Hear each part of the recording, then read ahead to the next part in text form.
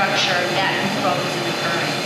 It communicates to private investors that we want them to come and work with us and propose developments that would be appropriate for that district. And then, as I said, how it does the financing piece is you pledge a portion of your new growth that's realized in the district once you make those capital investments, and that new growth revenue can be used to help pay down the cost. It's really important to know what a DIF isn't. It's not a new tax. It's not a tax rate increase, so you're not going to see an increase in your tax rates because of the DIF, and you're not going to see new tax in the district. It's not a special assessment. And just as importantly, it's not a guaranteed revenue stream. The DIF monies are based on new growth revenue. If that new growth doesn't occur, or it occurs at a lower rate than we projected, then you're not going to realize that additional revenue stream. So when we established the program, the recommendation was that 50% of the projected new growth revenue be set aside and pledged towards the DIF. And that was based on a very conservative growth estimate.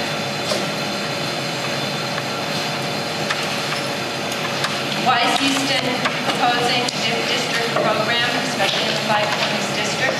I covered a little bit of that when I described what a DIF is. It's a district that the town recognizes has an opportunity for new growth and development that could occur otherwise. We're not talking about, skyscrapers and building out every part of the Five Corners district. We're talking about being able to attract businesses like restaurants to parcels that already exist, have already been developed, but have either been vacated or underutilized because of the lack of sewer. This vision for the district began a long time ago, and the vision for sewering the district began as far back as 1970. I'm going to quickly go through this. There's a lot of information up on this slide, but this is really intended to show you how long the town has been talking about sewering the district and how long it's been talking about this area along with the other existing commercial districts in Easton as growth opportunity and areas for revitalization. So you can see we have, I think it's 1, 2, 3, 4, 5 votes on the sewering in the town, the sewer district, and the different sewer areas that are currently under construction, including Northeastern Village, the recent commercial district, and now the Five Corners district. There's a lot of planning that's gone into this process. Back in 2007, there was a community visioning session that was attended by a broad representation of the community, talking about what people thought Easton should look like into the future, what the residents wanted to see in town, and then we went through the master planning process. Most recently, in September, as part of this process with the DIF, we had a visioning session, and we invited residents from the district and property owners and business owners in the district to come tell us what their vision was for the district into the future. One of the things we've heard and people have talked about is that people really would like to see the district be a more walkable, kind of neighborhood-oriented type of district where you can, and I'll probably talk about this again, but where you can actually live, you can go to a restaurant, you might be able to walk to different services that are available, you might even be able to walk to work.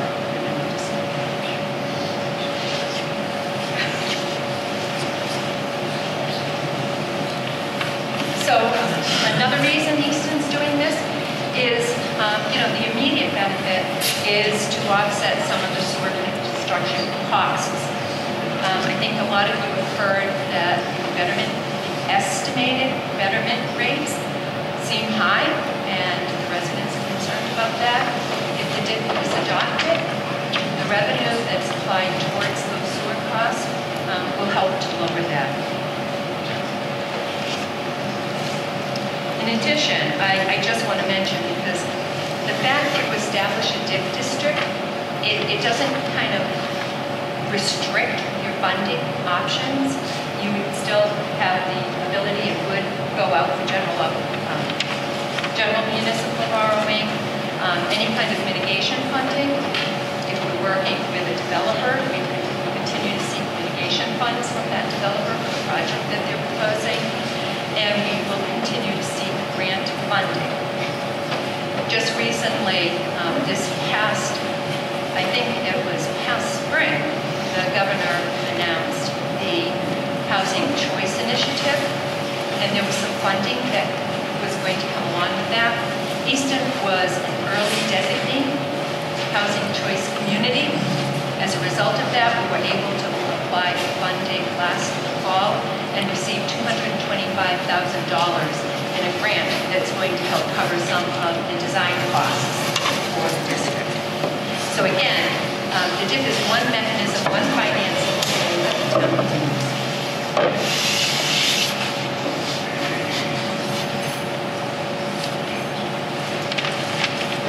Possible future benefits of a DIP. When you put your program together, you have to identify the projects that you expect to use DIP funds for. Now in this case, of course, the sewer project, the construction project, is number one. That's the first project that's identified in the program. If you don't identify a project, you can't use funds from the DIP to pay for those projects. So in addition to the sewer construction, we've identified potential future projects. And again, these are potential. The fact that they're in the program doesn't mean that the town has to move forward on them. It doesn't obligate the town to set money aside for them, but it would allow you to use money from the DIP. So if growth in the district was such that we're receiving much more money in revenue than we expected to cover the sewer costs, we could use it for other projects. So these are the type of projects that we on the program. How did we get to this point? Again, Easton has really been at the forefront of planning for its future and where it goes, so that when opportunities arise, you can take advantage of it. The DIP was no less a process. We needed to start by deciding this is something the town wanted to pursue. And at town meeting last year, we asked for $30,000 to be appropriated, and the town voted for that to cover a feasibility study. And that feasibility study was to determine if there could be enough growth to really make it feasible to proceed with the DIP. After appropriating the funds, we contracted with Lemoyne Associates. They are a highly respected, well-known economic development consulting firm, and they've done a lot of work with communities across New England on district improvement financing programs.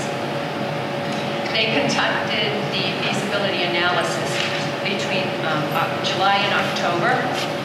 That consisted of a thorough market analysis for the district. It included the visioning session in September that I referenced, and it included, most importantly, a financial analysis and revenue forecasting. November 2018,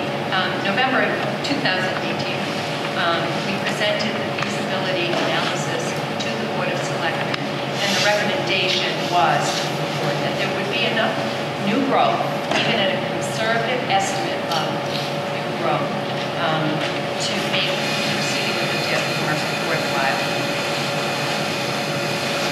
Between November and January, we put together and developed the master plan for the DIP that is going to be on the warrant article for town meeting vote. In February, that was presented to the Board of Selectmen, and we did a community information session last month that focused primarily on the folks who are living in the district. We're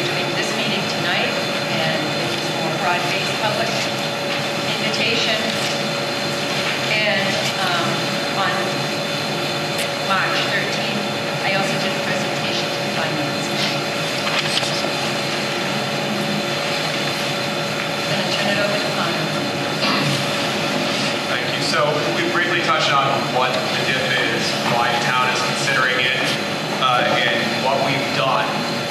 Kind of in a 10,000-foot view, the past few decades of planning that led us here, but more specifically what we've done in the past year to advance DIF from a concept to help work with the Blackwater Sewer Project to where we're closing in on a vote at town meeting on May 20th to adopt it. So the next steps from here towards adoption. So you see here where we are tonight, the second of 2 info sessions.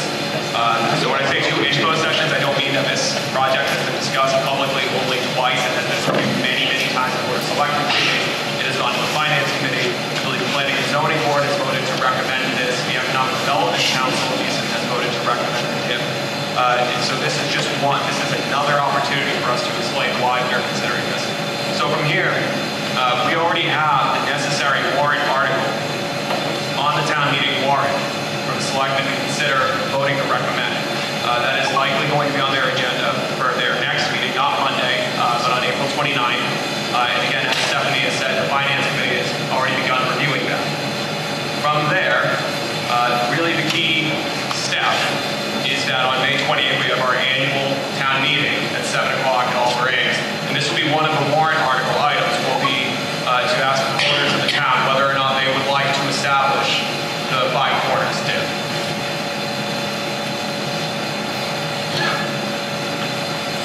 So,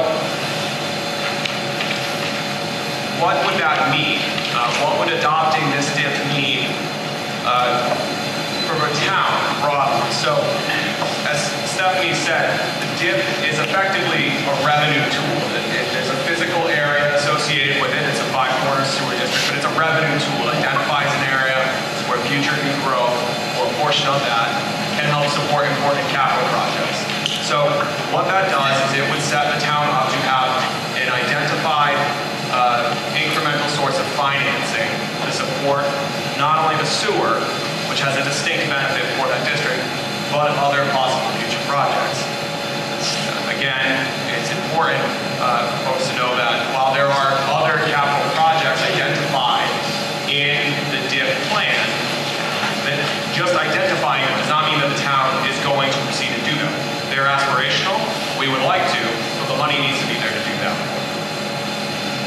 The increment is important. So the DIF plan as proposed is proposing that 50% of future new growth in this area that's attributable to the sewer project that will happen be used, effectively be borrowed against to reduce the other revenue sources that we need to rely on, most significantly for many people, the better.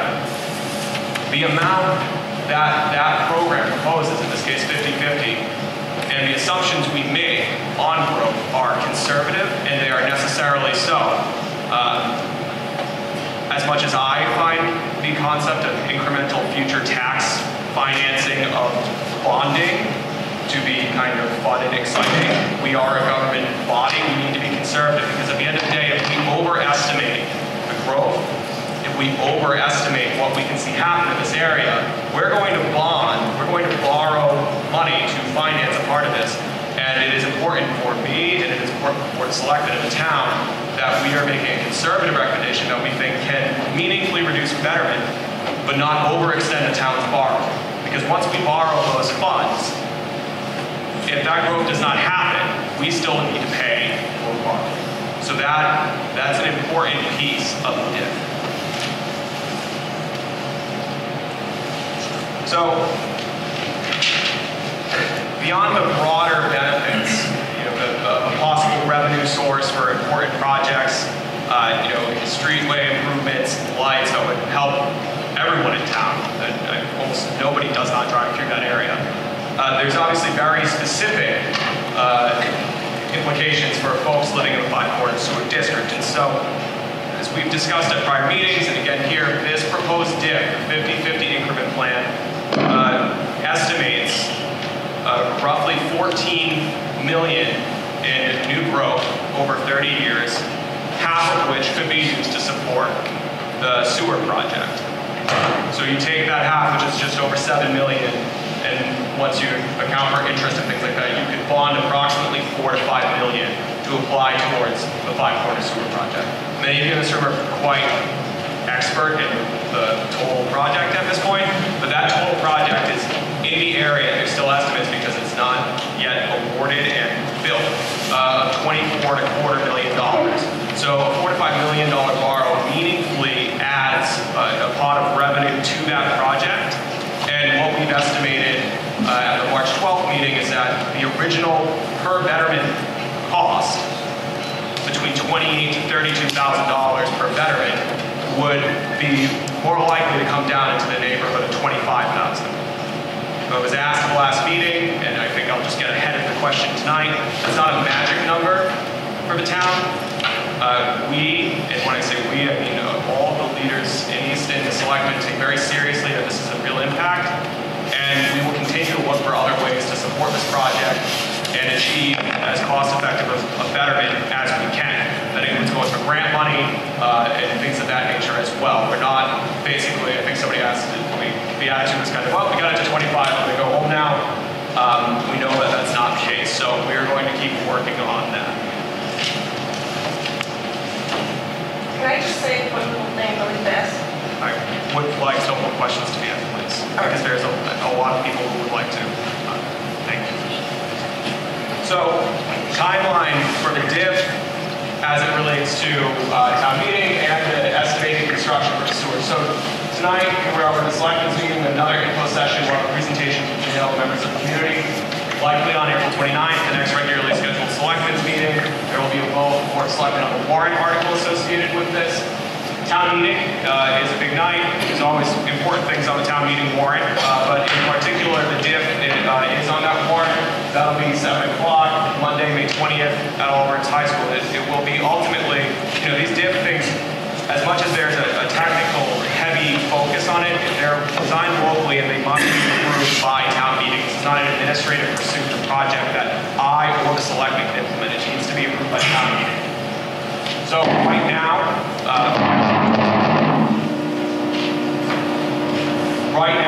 the second phase of Five Corners is currently being bid. Come a little closer to compete with the static. Right now, the second phase of Five Corners bid. Those are due next week. DPW will review those bids and they will make a recommendation for a contract award that the Selectmen will make. That is a major milestone because right now, of that $24.25 million that we're talking about for Five Corners Sewer, 13.5 of that is an estimate. So when we get the actual contract on board, that'll be a major milestone for us to refine our financing, including betterment. Significantly in May, we have town meeting. So if we'll get an actual number on the contract, and then in May, we'll have a yes or a no on whether or not the DIF is being adopted. Those two things will have a huge impact on the cost of the sewer, both in the aggregate sense for the town, but also on betterments. After that, we will have a betterment workshop. We had one back in October. I left it out of my opening remarks, probably because of technical difficulties. That this tonight, although it is related to betterments, is not a betterment workshop. We had one in October. We will have another one when we see the outcome of the DIF and when we get those project costs refined. So we'll invite everyone to that. We'll send a letter to everyone to be personally invited, just like we did last time. Summer 2019, this sewer project is going to start. We have talked at length at other meetings. I believe there will be another public meeting once we have a contractor on board to kind of talk about construction, the construction impacts. This project will be a challenge, but we're not making any bones about that, and we're not trying to downplay it. It will be a very, very tough construction job. So that's going to start in summer of 2019. It will go through a winter shutdown, and we'll resume in summer 20. If things are moving according to schedule, in summer 2020, people will likely be able to start tying into the sewer. Again, this is if things move according to the schedule. And then late summer, fall 2020, if everything moves expeditiously, is the earliest that the Board of Selectmen can take a vote to establish the final betterment. So we've been talking about betterments for about 6 months already.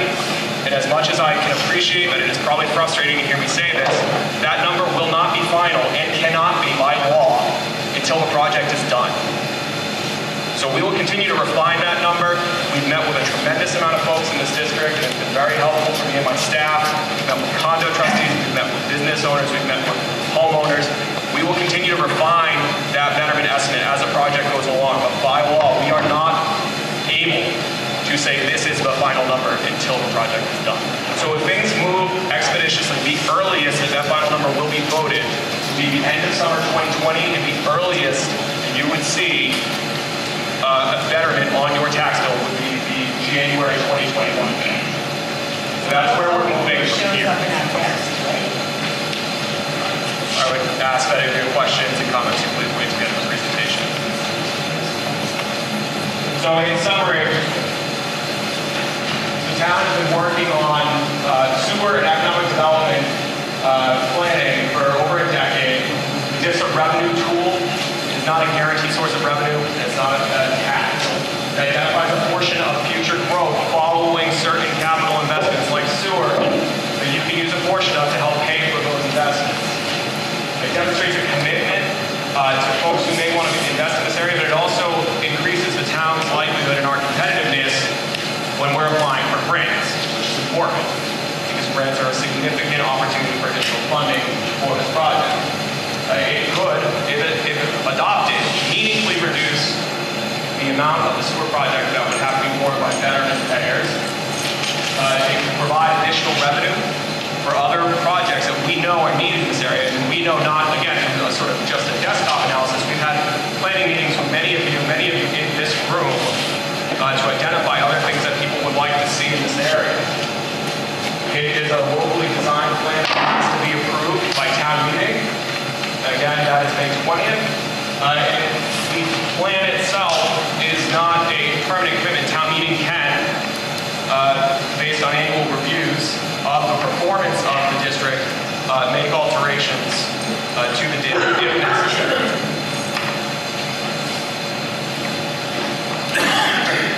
So again, this is just an overview of the DIP, and here's some contact information. All of the information that we talked about from this plan is available online. It's all publicly available. You go to easton.ma.us/DIP. Specific questions of it, Stephanie can help. Sewer construction questions can go to the DPW director. Betterment specific questions for your property can go to the assistant town administrator for Blanchard. And there are other questions relating to taking advantage of the Board of Health Septic Home Betterment Program that should go to Tim Myers.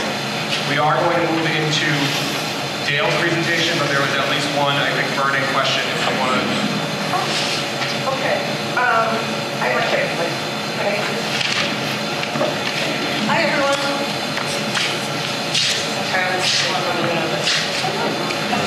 So, anyone, this is not working anyway. So I can shout, I'm a teacher. My name's Karen Stone, and I live at Gaslight. And I love living at Gaslight. My friends are all around me. And I just wanted to say that this is very scary. I'm a retired teacher on a fixed income. And our Gaslight fees go up all the time because of everything constantly going on with the condo complex.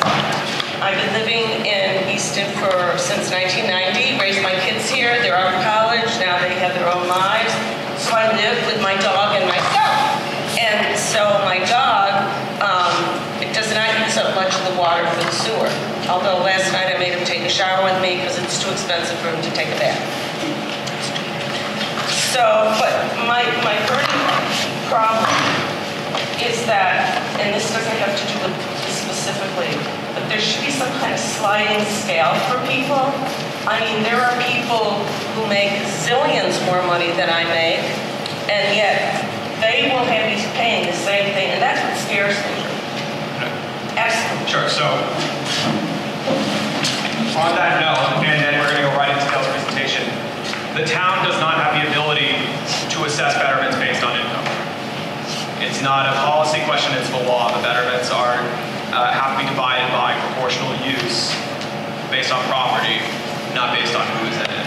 So it's not an option for us to consider. We have met with the condo trustees. There are other things for the town to consider, including the size of a condo and things of that nature. And like I said, we'll look at that formula and possibly revise it. They can do the size of the condo versus the size of our house and compare it. There's a variety of ways to have a betterment formula.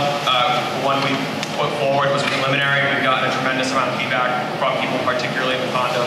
We are keeping that in mind. We do plan to take a close look at that when we're revising the numbers for this when we get the contract awarded and see whether it is adopted. That's very important for all of us. I appreciate that. Karen, can we come back to you on the afterwards because we're going to do our presentation and then we'll have a lot of questions and comments. Sure. Okay, no, maybe next week. Not a problem. Can I bring up a couple of friends too? Neil and Alice.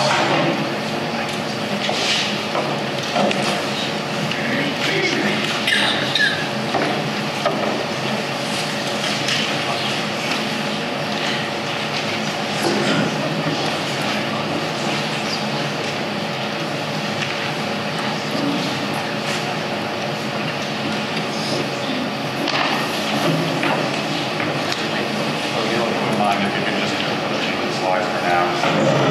So for those of you who don't know, my name is Dale Carrister. I've been one of the folks who helped form the Furnace Village Neighborhood Collaborative Group, and along with a bunch of other folks who've been working actively with the town, trying to facilitate the impact of the betterment on our district. I first want to thank Connor, I want to thank Michael, I want to thank Stephanie. They've been extraordinarily open to us in terms of answering questions and providing information. Why don't we just turn it off? We'll give up on that. There we go. We wanted to thank Connor, Stephanie, and Michael have been extraordinarily accessible and available to us. We've had many meetings, phone calls, emails, and so forth as we've been struggling with the impact of the betterment. And I also want to thank the Board of Selectmen for allowing us to make a presentation tonight to hear our concerns directly. It is much appreciated. If I wouldn't mind, just have a show of hands. How many folks are in the Five Corners Sewer District here? So it's most, but not everybody. The vast majority of the folks are here from the district. And for those of us who don't know, so the group that we formed, we have about over 150 members of our group, which I think is an extraordinary number. There are 321 properties that are in the district. And we have over 150 members in our group, and we are comprised of single-family household owners, we are comprised of condo owners, and we are comprised of business owners. And collectively, we are working together. The group was first formed in and around November. As many of you may remember, there was an October 29th presentation of the betterment assessment. I got a number of calls that night. I wasn't able to be in attendance. Safe to say that there was a huge sticker shock, and hence the reason for the formation of our organization. And for those of you who don't know, and whether watching an ECAT or otherwise, so we have been assessed an estimate of $28,000 to $32,000 per standard betterment assessment unit. And what that means is that for a standard single-family home of 2 to 4 bedrooms, that will be anywhere from $28,000 to $32,000, with the understanding that the construction costs have not yet come in. So the bids apparently will be coming in next week. There's an estimate of $13.5 million. For all we know, that figure can go up. We hope it goes down. In addition, for those folks who have a 5-bedroom house, they're being assessed at 1.5 SBU, standard betterment assessment. What that means is the estimate for those folks is $42,000 to $48,000. The condominiums, most of them are being assessed like they are a 2 to 4 bedroom, so they're going to be hit with the $28,000 to $32,000 figure. There are some that are assessed at a lower rate based on square footage. So that's why we are here.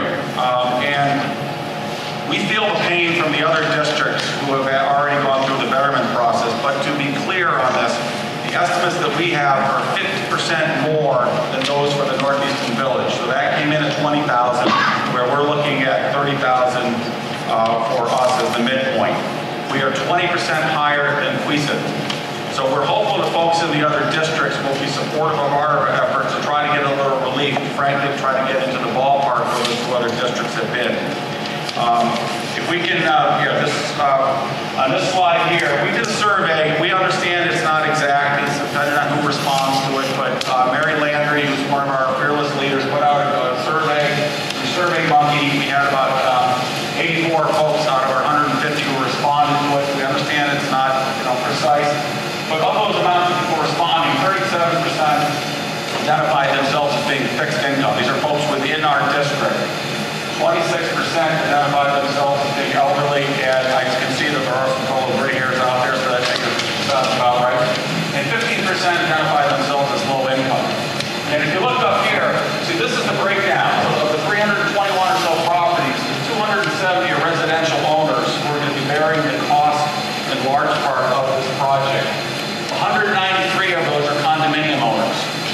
various gaslight, lamplight, or greenwood, and so forth. We have 71, basically single family, 6 identified as owner, and then there are 51 business properties that are impacted, and Neil's going to speak to that in a little bit. So what we are asking for is as follows. We are supportive of the DIP. We are asking for folks to come out to town meeting on May 20th and consider voting in favor of the DIP. We are asking for it in an effort to try to ameliorate, to reduce in part some of the significant financial burden that we will have to bear as a result of the betterment. So we're asking to come to the town meeting on May 20th and vote in favor of the DIP program, which would be one of the articles. Second, we are asking our town officials, the Board of Selectmen and otherwise, to make a commitment that if the DIP passes, that no less than 50% of the benefit of that DIP will be applied towards the cost of construction to help reduce the betterment assessment being borne by the residential and business owners. We're also asking that there be a commitment that if we are fortunate enough to get any additional financing sources, including grants and so forth, that similarly that will be applied in addition to the DIP funds so as to help reduce the impact of the betterment assessment. Now, we'll go over our next slide. We understand that these figures are not exact. We made an effort to try to come up with some comparison of what the costs were if you were going to replace your septic system tomorrow. With the understanding that many folks have recently replaced their systems or within the last 5 or 10 years and currently have no desire or need to replace their system. So we came up with some numbers and doing a comparison between what the cost might look like. And on the septic side over here, so the assumption here is if there is no DIP, and so if we had no DIP and there was no sewer, if one assumes a $22,000 septic cost spread out over 30 years, you come up with this figure, $31,000. If you paid $150 every year to pump, which most people don't, another $4,500 for a total of $36,000 and change. We understand some folks are going to have septic costs that are going to be higher. You know, they might be $28,000. I talked to somebody the other night this week. Some folks might even be in the 30s. And I understand the town honor was kind enough to review our slides, gave us some feedback, and said for the town local program, the majority of folks are in the 20 to 40 range for septic. I suspect that, you know, the difference might be is that a lot of the folks who have the lower cost on the septic may not be participating in the loan program. But we understand even if you change those numbers to 28 or 30,000, you're still going to have a number over here that is far, far less than the total that we're going to bear for hooking up once the sewer comes in for those who will be doing so. On the betterment side, $30,000 spread over 30 years, again, assuming no DIP, $42,000. So hookup, we use an assumption of $10,000. We understand for some folks it might be less, for some folks maybe it's more.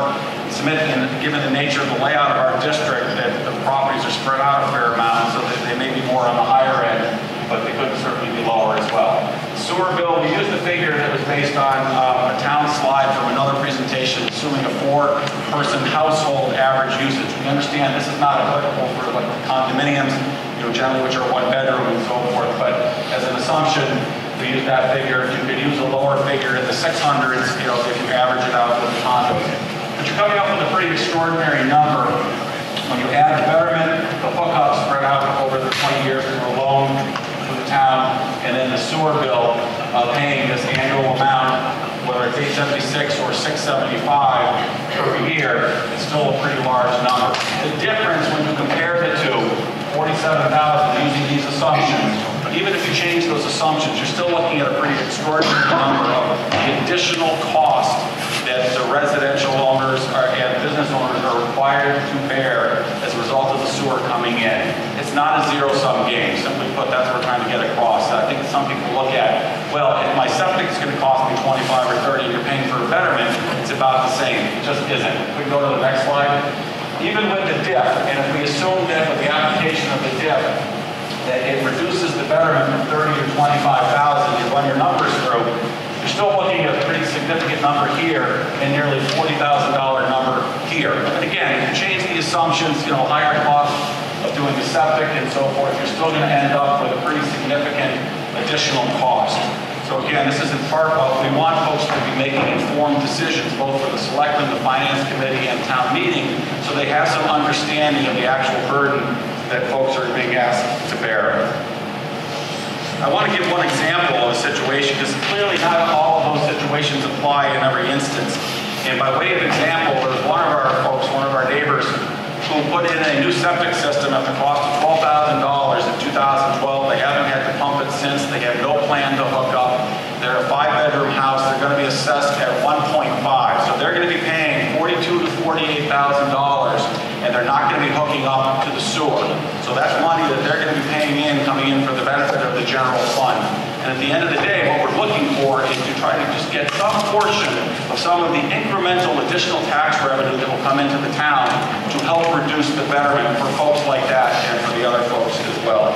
This just shows in a different depiction what the differences look like when you put it in a bar graph. Sewer with no dip, and you're out here. If you have the dip, you're reducing it slightly, but you're still significantly greater than this bar over here. Go to the next slide, please.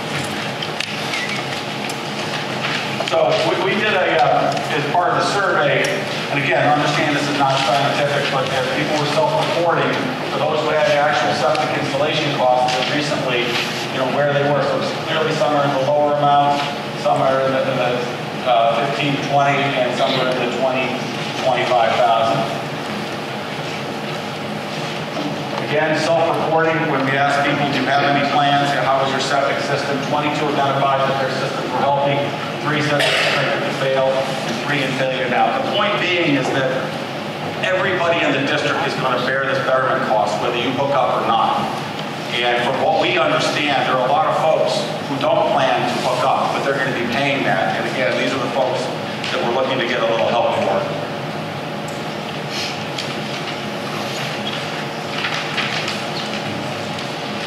This addresses, and I'm just going to touch on it briefly, but the condominiums, if they had been assessed just based on the number of bedrooms, they would be over here, more in the $3 million.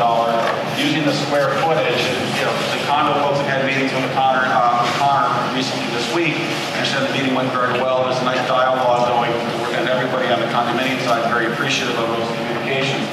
But you can see it ends up by using a different methodology. It results in a significantly higher assessment being borne by the condominium owners. And Neil, do you want to speak to the business issues, and then I'll wrap it up before we go to Alice.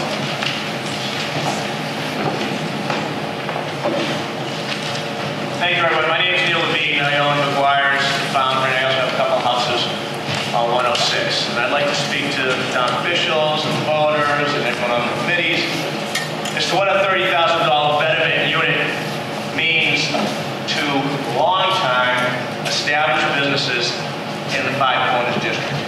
This is a plan that's going to be bringing economic development, hopefully, to the town, but it's being borne by businesses that have been operating in the town for decades.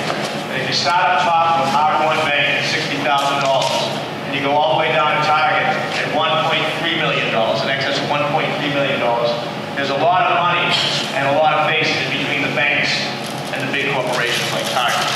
Arlene, wave to everybody. Most of you know in the room Arlene Keach. Arlene's owned the property at the end of Quantico Street for over 40 years with her husband John. John's picture hangs in my office. He's one of the finest gentlemen I've ever known. I look at his face every day. Arlene is assessed, where are you, Arlene? $150,000 for her property. Jimmy and Alan sitting right behind Arlene. Wave, Jimmy and Alan. Jimmy and Alan are big members of the community. Jimmy left a Little League meeting tonight to be here to try and save his business and the impact on it. Their plaza, we're at Subway. Right in the middle. $180,000 for their plaza. These are some of the faces that go with this betterment. Myself, I'm on the hook at McGuire's for $300,000 at McGuire's, and at Foundry, I'm up at about $150,000. Add those 2 houses and you can all do the math. This is a significant burden. It's devastating to the local businesses. We urge you, number 1, get the DIF approved at town meeting. Number 2, commit to us that we'll get no less than 50% of what your consultants have recommended that we get. And if any additional funding comes into the project, do not reduce the DIF. We need all the help we can get to help reduce these costs, because these costs to us, our businesses, are devastating. We can't charge more to our tenants. We can't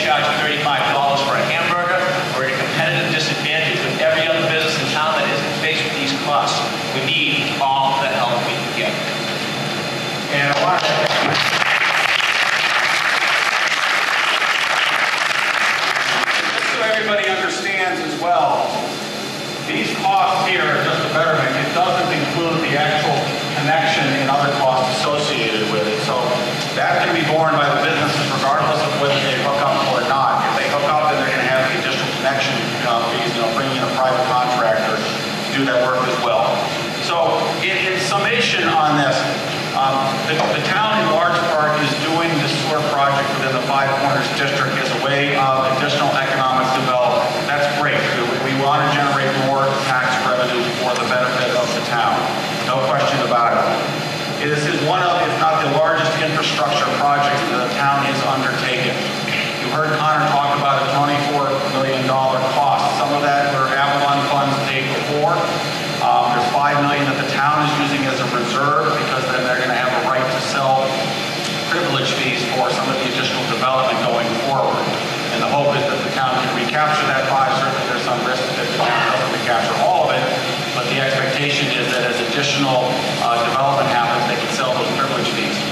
When you're then looking at $16.8 million is being borne by the folks in this room, by the business owners, by the condo owners, and by the single family owners. The largest infrastructure project basically in Easton is being borne by 320 property owners in the town. So that's why we are looking for help. And to be clear, when we talked before about getting a return on the capital investment, that return that the town is going to get ultimately over time, and they've used very conservative assumptions on those numbers to generate additional funds to come in for tax revenue over time. As I understand, I think that includes the Foundry project, which will be part of that additional revenue for the assumption, which is already underway in the sense of there already a developer who purchased the property and expressed interest. But in any event, it is going to be generating a return for the benefit of the town. We think that that is great, and they're happy that that's going to happen. But let's not forget that the return that the town is going to be receiving for this investment is based on $16.8 million of investment by the folks in this room and within our district. So we are supportive of the efforts to approve the DIP. We are asking for the town to help. We are asking not to come out and vote in support of it. And we are looking for your support, and we hope that folks can look at this as a win-win situation. The DIP is good for everybody, the investment is good for everybody, and that both will vote in favor of it on May 20th. I'm going to turn the attention to Alice now.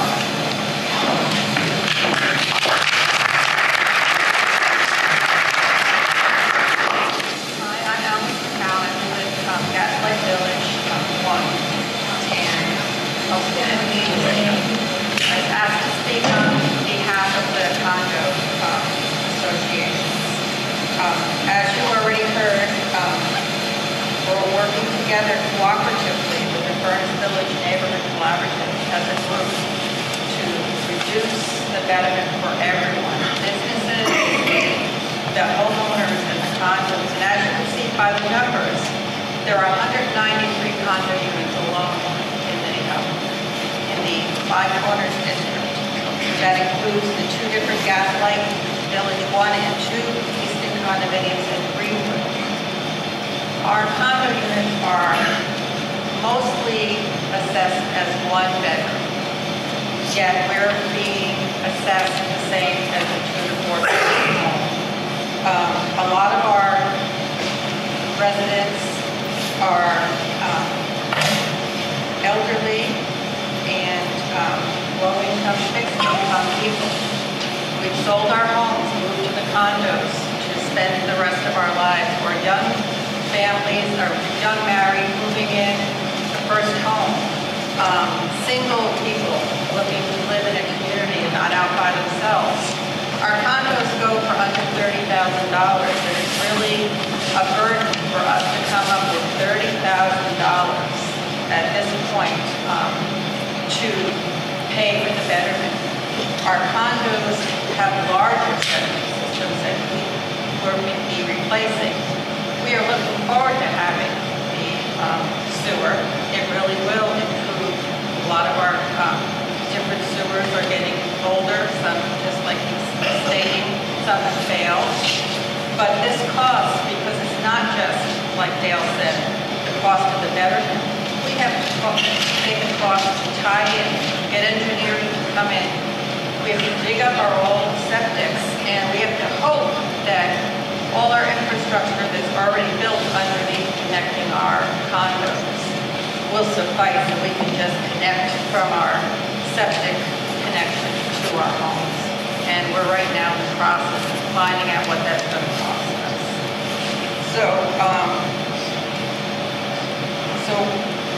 we want to tell everybody that we need the support to approve the DIF.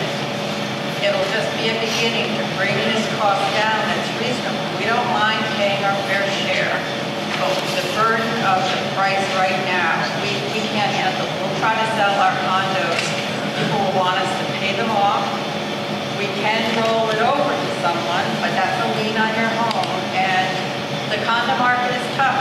We have competition from all the way up and down 138 and just among ourselves. And right now, this high cost is a burden. We just want everyone to get a reduction so we can all continue to live in that area. And we're willing to support the community. This will be a great thing for the whole community, but we want to pay what's fair.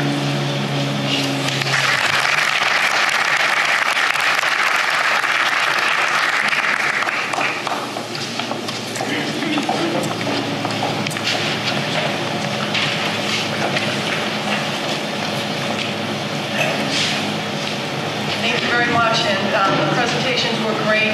Apologize again for the sound system technical difficulties that we've had. We're going to open it up for questions now, so if you raise your hand, I'll have you come up. Please come up and face the audience so that everybody can hear the question, and try to speak as loudly as possible. The teacher voice, that was great, so I don't know how they do it all day. So who'd like to come up first? Questions and comments, right? Yes, questions and comments.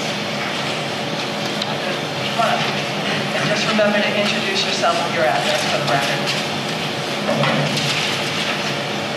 Hi. I'm Mary Landry. I live on Onondaga, and I'm also part of the communications team for the Furnace Village Neighborhood Collaborative. I'm still trying to understand the math about the DIF making 7.1 million available. Sure. But then there's this 4 to 5 million instead. Can you explain that? Sure. Do these mics pick up for ECAT? So at least we'll have that. So the question was, in the proposed DIF, you have 14 million in cumulative new growth revenue over 30 years. If you do that half increment, that number is 7.1 million. Again, it's conservative estimate, 7.1 million. Why does that translate to a reduction in project cost of 4 to 5? And that's because the 7 million number is cumulative over time, but we would borrow money now and pay interest. Like an individual would. The town, when we issue bonds, we have to pay interest. So what that 7 million reflects is roughly $250,000 after 5 years annually. And so the amount of bond. It's like drugs. Do you guys want to even try the PA or? It's just not good. So the amount of bond we believe, and we have the finance department analyze this, that we could get for that increment is roughly 4 to 5 million. So that's where that number. So there's that accounts for interest. So that's why there's the difference between those two. I'm still, thank you. I'm still trying to understand what it is in terms that I'm familiar with. Okay. If I were to borrow money for a car, Okay. right? The car costs me $20,000, right? And then I'm still paying interest on top of that. Like, so it's not costing me it's like the price tag is $20,000. Right. Taxes on, the interest on top of that. Right. So in this example, bond is the car. The bond will be 45 million. The interest plus that is 7.1. If that makes sense. Yeah, so then the 7.1 is what you're getting, but then, but the project is not going to get the 7.1 million, it's only going to get 4.5. That's where I'm a little lost, because you're withholding money for interest. But yeah, for example. Yeah, so we're not, I wouldn't use the word withholding. Okay. Well, I'm just trying to, I really want to get this down into legal, you know. So 7.1 million of revenue that will be available over 30 years is what it will cost us to borrow the 4 to 5 million at the beginning of a project to pay for it. So we're not, there's no gap between what's 5 and 7. So that $1 million isn't being withheld, that is paying interest on the loan. It's not going anywhere but to the cost of borrowing money. That borrow reduces project costs, and therefore that's. So in the end, it's proved at 50%. And because we started at 14.2 and then took the total project, and now we're down to 7.1, it's 50%. But we're not expecting 7.1 to go towards the. No, not to the project. No, we're not. That would pay $4 to $5 million of borrowing towards the project, which reduces the amount that gets better. 4 to 5 million is what actually is applied to that.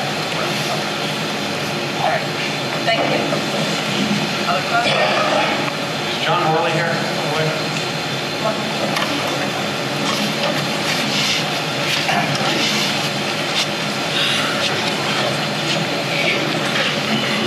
Michael Goodman, 159 Bay Road. I'm just outside the district, but I do know how some of these town meetings have gone in the past.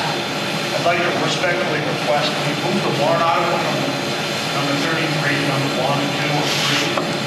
So it seems like a lot of folks are interested in that, so it's around the town meeting. Right, discuss it when we do it earlier.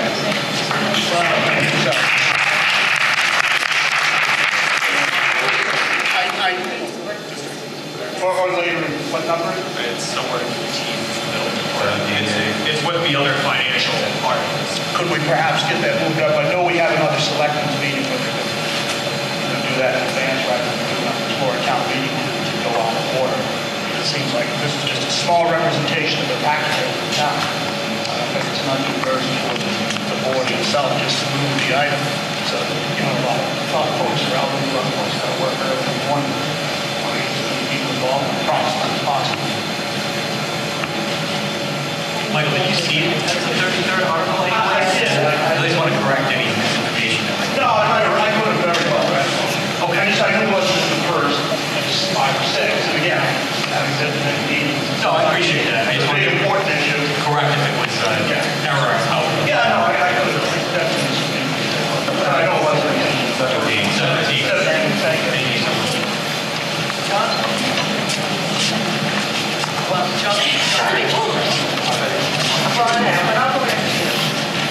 Hi, I'm Tom Morley. I don't live in the district. I'm on Randall Street on the back end, but I lived up there as one of the businesses. I'm the president of the Bank of Easton. Thankfully, I was way up on the high list, not down low where Neil was. So I just was wondering maybe the selectmen can clarify, or you guys could, because we're getting calls at the bank with this kind of limbo, but the next couple of years, if people go to sell homes, and we know that this is out there, I know there's an agreement, there's a Title V arrangement for financing, but the issue that the banks are dealing with, I've talked to other local banks, is that we probably would have to look at, I'm talking about a sale and finance, doing a holdback of some funds to cover the betterment. So I know one of the women, I think, who spoke on behalf of the condos mentioned you could roll it over. I'm not so sure how accurate that is. I assume it's going to be a municipal lien for the betterment, and to come into a bank and get a first mortgage to purchase your home, you're not going to be able to have an outstanding municipal lien. That's going to have to be satisfied because the bank wants to be in first position on your property. So I don't think there'll be the ability necessarily, at least I don't think for my bank, to roll over the outstanding balance of your betterment on sale. That's going to have to be part of your negotiation when you go to sell your home or condo.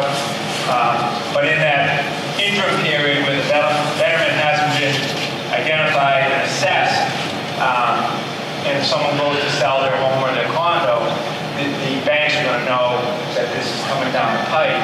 And, you know, we've had some preliminary discussions about potentially having to do holdbacks of proceeds from sales to pay that off when it's assessed. But I just wanted to clarify, it would be a municipal lien. I believe it's that would take a priority, you know, first lien position, and usually stand in front of any other type of finance. I believe so. We'll clarify, but I believe that is correct. So what do you mean by holdback?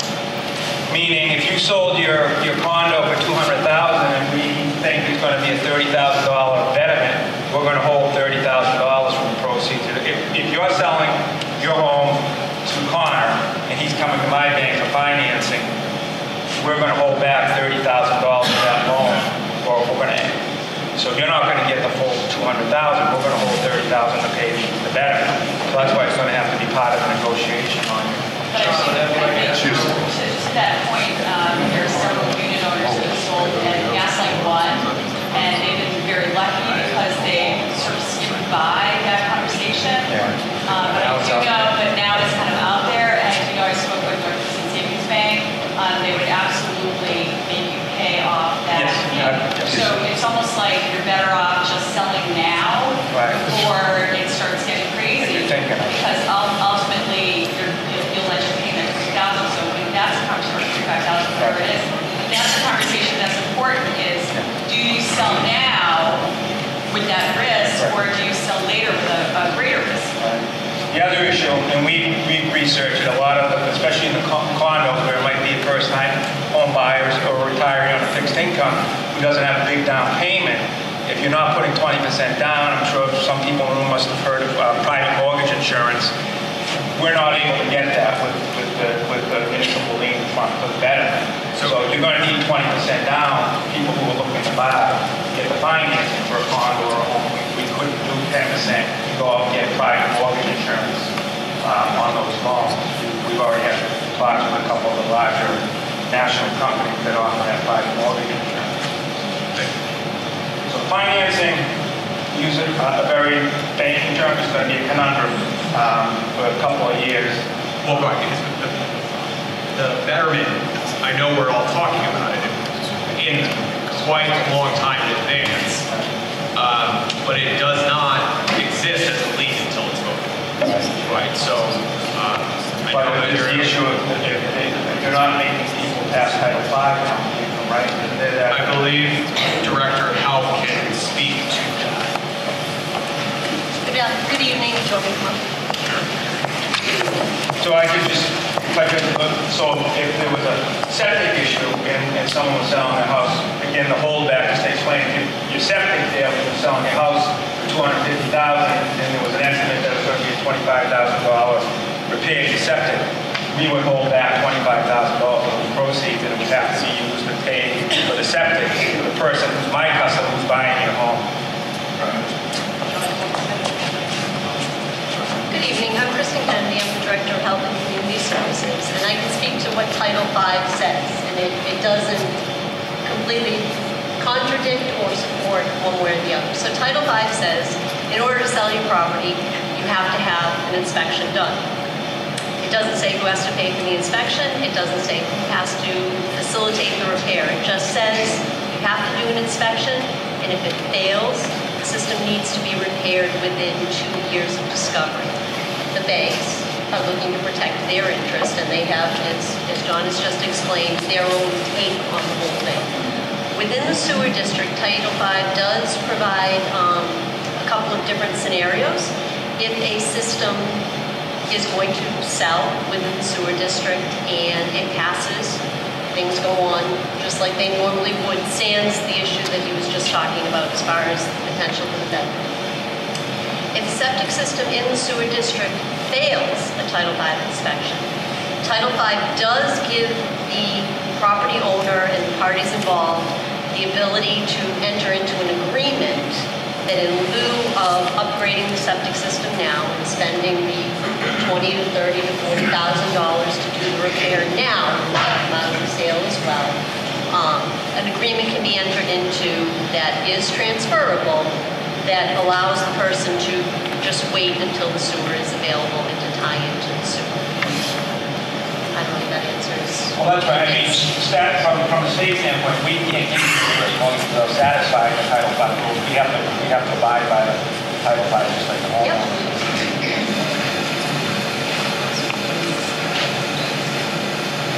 Any other questions?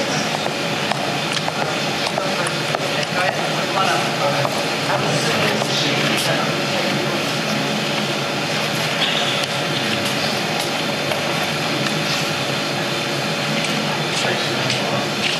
I think everyone can hear you. We can hear you behind you, but they'll hear you. My name's Bruce Kane. I live at 10 Land Flight. My name's Bruce Kane. I live at 10 Land Flight Lane. The person who just got up and said about the lien, what kind of lien will it be against our property? He's asking what kind of lien will it be against the property? I just want to get the word correct. Municipal. Is it possible, instead of having a municipal lien, since the act of having a sewer be brought in, not only will it be better for me, it will also be better for the purchaser of the property, just to make it a tax. No, we can't. We can't make the betterment a tax. No, we can't just assess the betterment as tax. That's not. The tax levy is set 2.5% plus the program. Okay, I don't know. Thank you. Good question. So, it's been said all along that the Gaslight Village condos that be a one bedroom. We're not allowed to say that we're not allowed to put it in all the papers and everything, that we're more than one bedroom, and yet we're being assessed to 2 to 4 bedrooms, and that seems highly like somebody wants to get more money out of us. If we were only 1 bedroom, then maybe we could have possibly afforded it. These guys, I don't know, but it seems really unfair. Well, I think that's a great. I will. So I'm overseeing the planning department, and we've done research, and we could not find any evidence that that was a town imposed restriction, meaning from an approval of the condominiums. What we did find is, and I think many of the condo owners are familiar with the master deed that governs properties, commercial properties. The master deed does have a schedule of units and how many bedrooms are associated with each. Now, from septic system, and Krista may be able to respond to this if I don't get it quite right, but from this on-site septic system perspective, right now, I think some of the condominiums are restricted to what, to 1 bedroom or the schedule of units. Mine is absolutely 1 bedroom. If I may finish. Yes, of course. If they may be restricted to that schedule because that is the design of the septic system. And the system, it only handles so much. Some of those systems So those people who are indeed 1 bedroom should be listed as 1 bedroom. So I'm saying that, again, when the project was established, the master deed laid out a schedule of units and how many bedrooms were in each unit. I can't find any decision, I can't find any evidence that the town imposed a limit on the number of bedrooms. Well, I think we need to clear that up, right? She's asking if it's 1 bedroom, she can charge. Okay, that's true. Thank you. So, That's all I'm saying. and so on that point, as I said, we met with many reps of the condo association this week. When we have done sewers before, I think there's been 3 condos, period, like collectively between 2 sewer districts. So obviously the scale here is significantly different. There is that deed restriction that says 1 bedroom. When in fact we have seen real estate listings and from people who do live.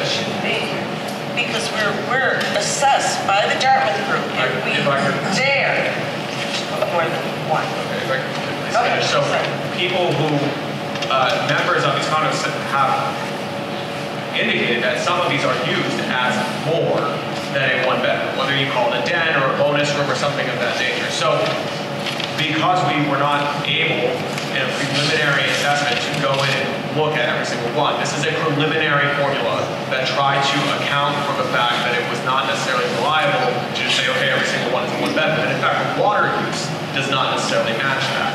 It may for yours, but overall it is higher than one bedroom homes. So we attempted in a preliminary formula to have some type of proxy effectively because the deed is not reliable. So with homes, if it's a 2 or 3 bedroom home, it's a 2 or 3 bedroom home, but there are almost 200 condos. They all are listed as one bedroom when they're not necessarily actually inhabited as that. So this was an estimate. I'm sorry. So to me, it sounds like somebody's searching for money. I don't mean to. And I'm just being totally honest with you because you want to be totally honest with us. Sure. You know, we should, if we are listed as one bedroom, if I were to put something in the newspaper, Gaslight Village, 2 bedroom, Dartmouth Group sends me a bill for $20,000, I'm in. They sue us. We have a one-bedroom resolution. So I think it's entirely unfair, inappropriate, and horrible that should happen. Here we all are, you know, retired school teachers, the elderly, all these people who were struggling to get, you know, to have a good life, you know, and then this comes in. And it's not fair, and I beg you to work on it because it's just not fair. And it turns us all off to the whole project. We're just all going around grumbling, saying, how are we going to be affording this? You know, it really affects us. So we're still talking to the condo, people in the condos. The betterments aren't fully established yet, and we are exploring where some of those I hope you're getting the right information, and please call me anytime. Thank you. I have a question. As someone who, I know, we used to live in a condo. You speak up, and we We used to live in a condo. the state name for minutes. Oh, Linda Lucci. I live right outside the district, and I used to live in one of the condos. And when we built our house, our sewer was based on the number of bathrooms. So I don't understand why the assessment is based on bedrooms, not bathrooms. What's the disconnect between your sewer and your septic? And they're converting from one to the other.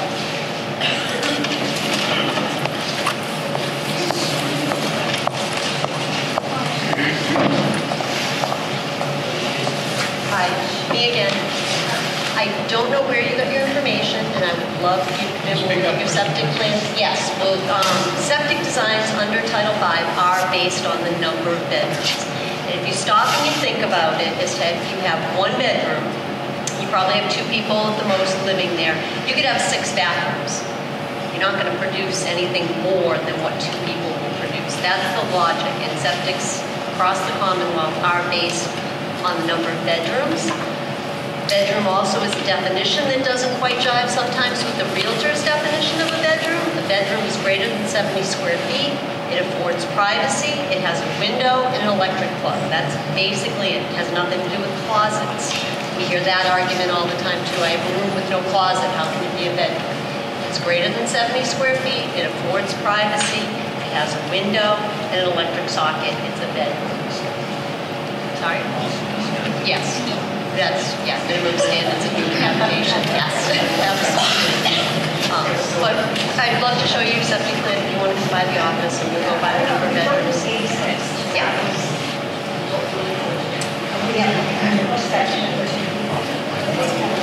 And I would love it if you want to grab one of my cards on the way out, we'll go over your plan and just, so that, just for your own edification. Okay, thank you. Yeah.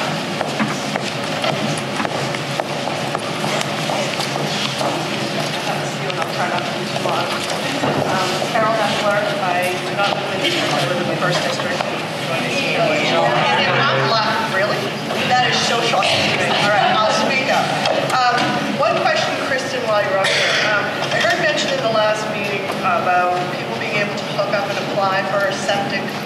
betterment loan. Is that true that they can do that for hooking up? And is there any risk of us running out of capacity of money given the size of this district? So, yes, the septic betterment loans, and it's tough because we have that word betterment in there, and I almost wish we could rebrand it as the septic repair loan. If the system is failing Title V, you can avail yourself of a program that we administer that allows you to borrow at 4% for 20 years the cost to either repair your septic system or connect to a sewer. On town meeting warrant, there will be another article. We've already borrowed 3.2 million the last time I think. I believe we had authorization for up to $3.2 million. There's no indication that that pot is running out of the state. We currently have just under that 3.2 already out there in loans, 103 properties or so. I don't expect that we're going to have a problem being able to help people. We have not had anybody avail themselves of the loan program for that purpose in the other districts as of yet. What I've been told is because the prices have been low enough that they haven't been doing this. Does your system have to be a failure to take advantage of the loan? So if you connect to the sewer and your system is a failure? Technically, the system has to be in failure, but given there's a lot of times when the system is in failure and nobody even realizes it. So if we encourage people to just come talk to us based on where the groundwater is, that can cause a failure that you would not even know is happening. That's only residential, correct? It's our own program. The Board of Health could go back and edit what they originally set the scope out to, is my understanding. When we decided to sewer the town, the whole point was to, when we decided to sewer the town, the whole point was to develop business to sort of lessen the burden to taxpayers for our real estate taxes. So again, I'm back to totally the DIF. So I'm hearing a lot about density in the DIF district and potential housing. I don't know, I've heard numbers thrown around 60 housing units, 100 housing units. I don't know what that number is. But I'm curious, if we got, say, 60 to 100 housing units in there, how much capacity would we have left for other businesses? I mean, what is our capacity that's going to be left after people are hooked up?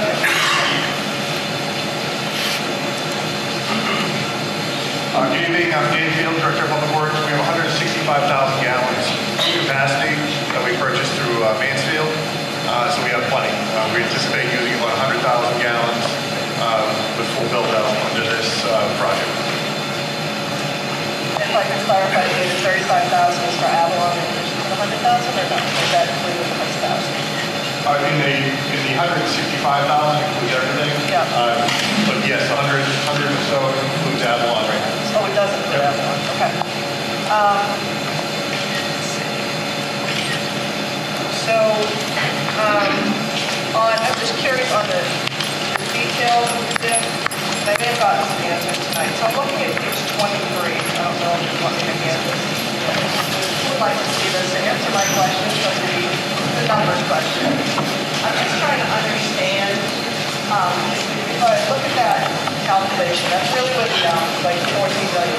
It's really tough to hear. Okay, so I'm looking at a calculation where the $14 million comes from, and the first column is the without the DIF, it says, and then with the DIF, and it does a calculation of where the numbers are coming from. So I'm just curious, when it says the taxes without the DIF, that's before the sewer system, correct?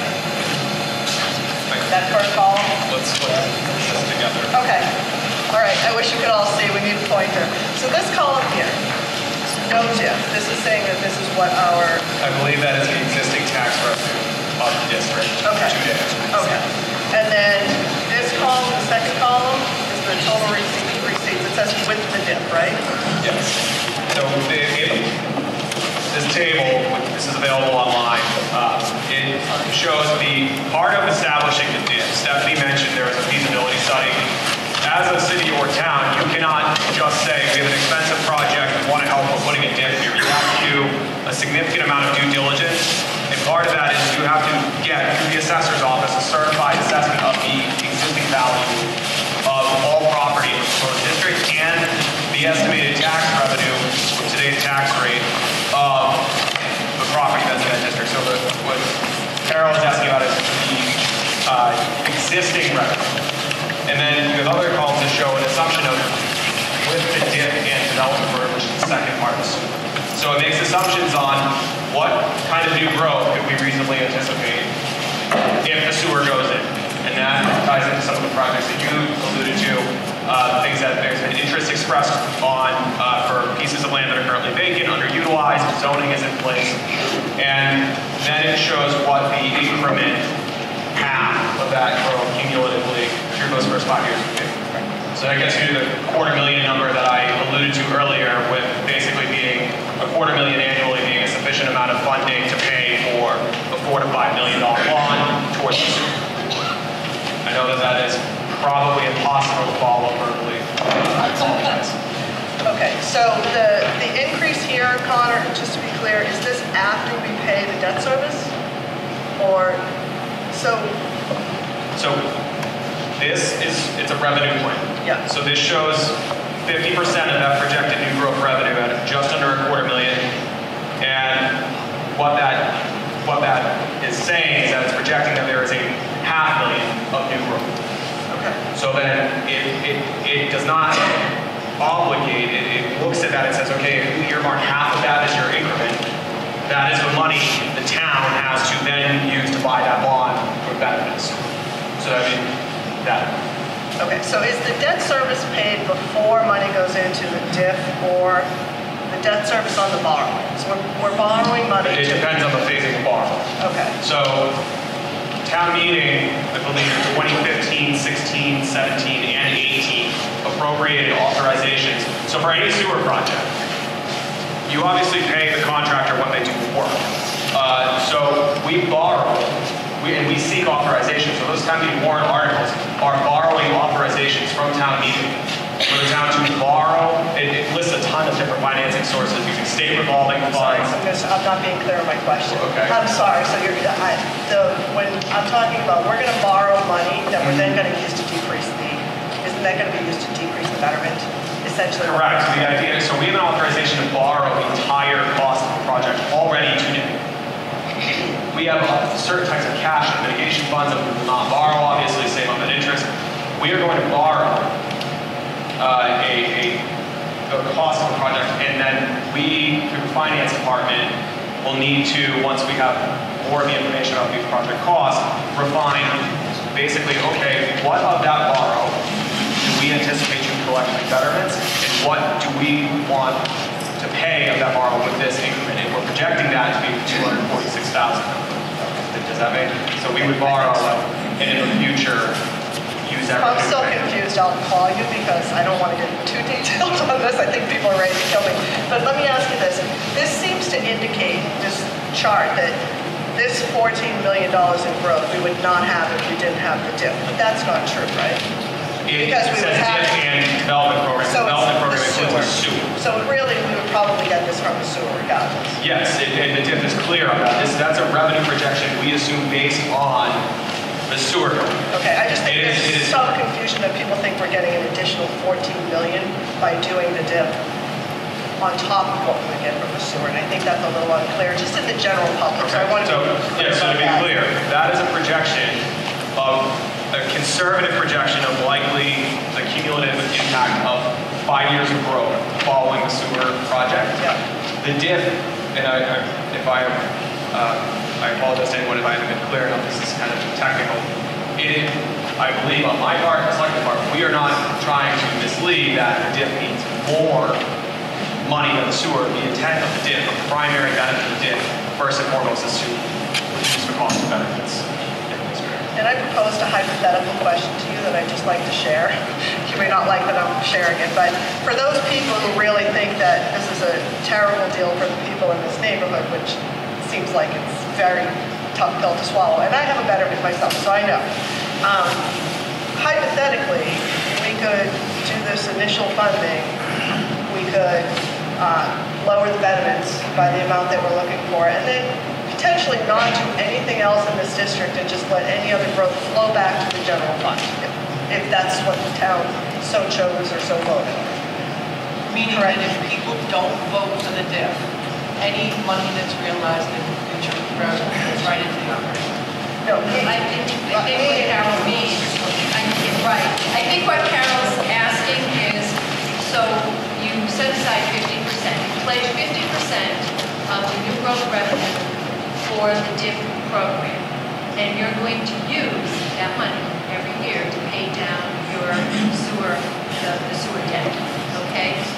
If you have more growth and you're generating more new growth revenue, even at 50%, then every year that gets reviewed. There's a team that will review this, and it can be swept back into the general fund, or it can be used to pay for those other programs. Of course, you have to go through the whole process of approving those projects before you can do that. It can't be made by decision made.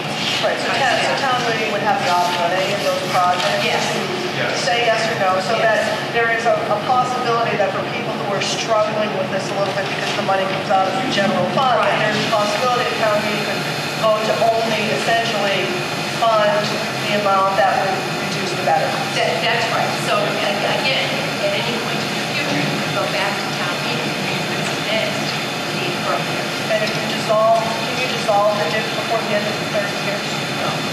Yeah, but you got that general obligation. Okay, you can't just dissolve and have the debt go into the general fund. Okay. All right, thank you.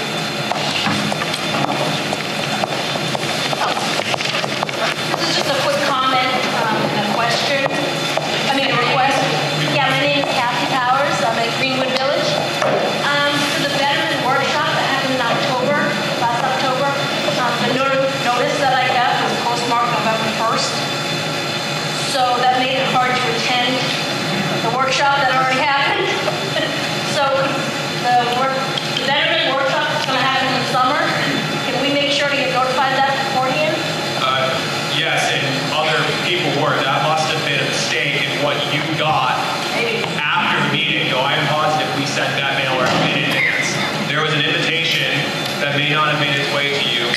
We'll check that. It was definitely dated November 1st. There was. It said we hope you attend this October 28th or 29th Betterment Workshop. Okay. That happened 2 to 3 days ago. Okay. So- We'll look at that, but we know that many others did get the mailed invites, and we did send a second mailer for anyone who could not attend of what the information was there. We'll make sure that it's well in advance, and we'll advertise it much like tonight, make sure we put that out in advance. Okay, well, I don't always check my mail every day, so if I was me, but I looked at the postmark. Sure. Yeah, sorry for that. We will make sure it's well in advance. We want everyone to be able to be there. Thank you. One question that I would like to interject and put the assistant town administrator on the spot. The question has come up regarding, we've heard, and I briefly addressed the concerns about fixed income versus a betterment, and that the town does not have the ability to consider the finances of an owner. It's based on the use of a property. So I'm going to ask that Mike, who's really our point person for everyone here on this project, talk a little bit as to deferrals and things of that nature that may be relevant there. Hi, good evening. Michael Blanchard, Assistant Town Administrator. As Connor mentioned, the betterment process is legal and it's a very prescribed process. We don't have the ability to make adjustments based on income. However, under the betterment process, a town that accepts certain provisions of Mass General Law is allowed to apply some of the same benefits that you receive under tax deferral abatements and processes. In this case, town meeting has previously voted to accept the Mass General Law. So you can avail yourself of tax deferral if you meet certain age, income, and asset requirements. And basically what the exemption allows is for qualifying resident to defer a portion or all of the betterment until you choose to sell the property or until the owner dies and the estate is settled. So we'll have more information available on that, and more information is available in the session notes.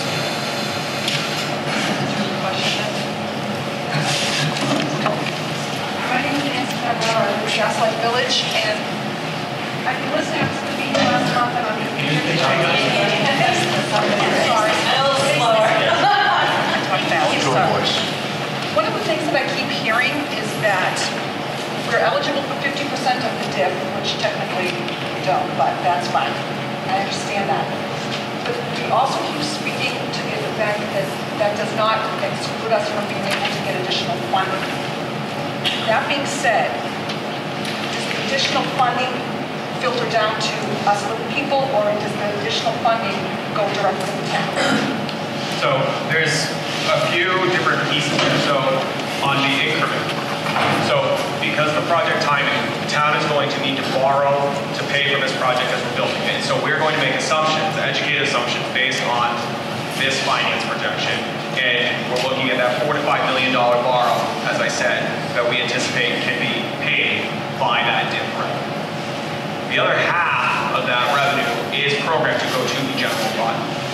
And then there are other questions that unfortunately can be somewhat confusing of what if, so we're assuming $250,000, what if half is $300,000? So we need to obligate and borrow that money based on these assumptions, and one of the benefits for the broader community for the town is that if that growth is in excess of what we are projecting, that could provide opportunity for other very necessary capital improvements in that part of the town. So basically what you're saying, if I understand correctly, is that whatever the 50% of that DIF is that we are entitled to, that's all will go down to homeowners and business owners. For the sewer, there's going to be a calculation on a part of sewer cost that will get basically taken out of the consideration for application for betterments. And that'll be before, that has to be before the betterments are voted. Because once the betterments are voted, they're final. So if there's excess growth in that increment later, then no, that does not continue reducing the betterments. But you talked about grants and stuff. Yeah, okay, so, yes. One of the questions, and Dale and I have discussed this, one of the first questions, and I can ask the Selectmen to speak to it if the group would like to hear from the Board of Selectmen, but the question was, if we have grants or other things coming, we are going to pursue grants, we will let all of you know when we are doing that, because it is always helpful for decision makers at the state level to see that residents and business owners have a vested interest in that grant money coming to a community. If we get a grant, we are not going to then say, we're not planning 50% of the difference. Does that make sense? Maybe I'm not being clear. Maybe what she's asking. I'm sorry. I'm sorry. And I think what she's asking is, if we receive a grant, will that be applied to help reduce the deficit? Or part of it, yes. Yes, yes. And that is the timing. It is a timing thing, so yes, I'm sorry for being too complicated. I'm missing the point. Yes. So there is a variety of funding sources that go to projects like this. And obviously a very large one is betterments. There's general borrowing, there's mitigation money, there's hopefully the DIF and grants.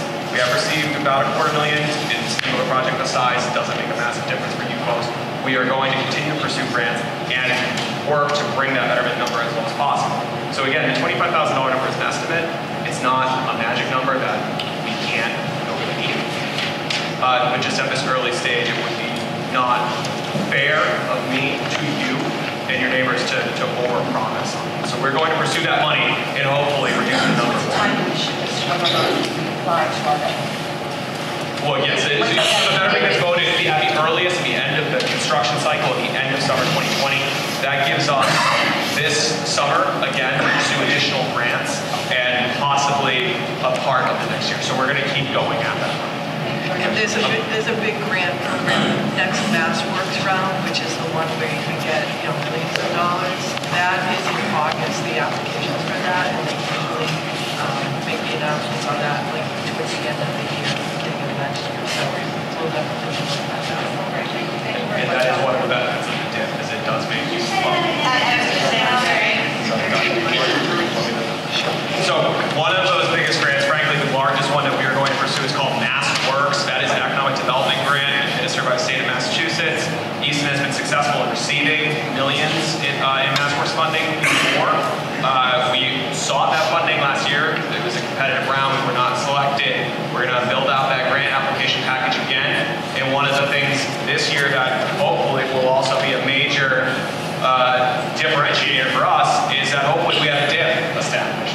So we can say to those state decision makers who have a finite amount of money to spread out throughout the state, look how committed not just the policymakers are, but the residents and business owners in this town are to this project.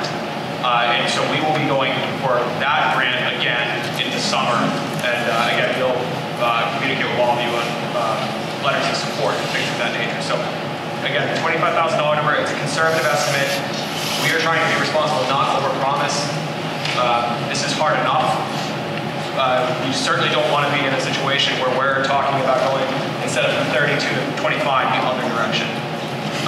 So if we can achieve more grant funding, then that will definitely help. And we will do our absolute best to do that. Bill, I see you back there, and I forget. Sorry, I just want to interject. We will be organizing a petition to help support the Mass Work, so be on the lookout for that. That's all. Go ahead. I see that a lot of people have already left. They probably heard that I was speaking. I did want to say to members of the Board of Selectmen, as well as Town Administrator Connor, I appreciate the opportunity to be able to be here tonight with all of the folks that are here, plus the folks that are listening on ECAT, that we have a chance to ask questions and we have a chance to express our concerns. My name is Dave Clifton. I'm from Gaslight Village 2. That's Lamplighter Lane, and that's not too far from the Five Corners. And of course, I was thinking on the way here, why do people move to Easton? And I said to myself, like I have, I moved here because of the quality of life. And I know that young families move here because it's a great place to bring up children. And senior adults, and there's lots of us that live in condos, just happen to be near the sewer line. We move here because we like that sense of community. It doesn't take much to find out what the spirit is of our town. When you walk the main street during the holidays and you see the lights, and yet again you get a chance to attend one of the parades. That's where you get the sense of community. However, along comes a sewer system. And of course it's costly, but you got to say to yourself, by having a sewer system, that looks like we're focusing on improvement in the town. And I think that I accept. I also support very strongly the DIF. I think that's important. We have to get through that at town meetings. But one of the things I would like to express to the Board of Selectmen, on behalf of a lot of people that spoke to me, as well as the people that are watching on ECAT, that we want to make sure that the focus is making sure that the process is clear. That we make sure as we take in the funds or we try to get grants, as our town administrator has suggested, that we make sure that the process is fair. That it's fair when we take a look at the difference between a one-bedroom unit and a 2 to 4 bedroom unit. We want to make sure that we're treated the same way as other parts of the town. And I think that's important. I'm going to sit down because I don't want to be repetitious, but I know that the Board of Selectmen, in their wisdom, they have certain goals. One goal is to do the best you can to bring the community together to help support DIF.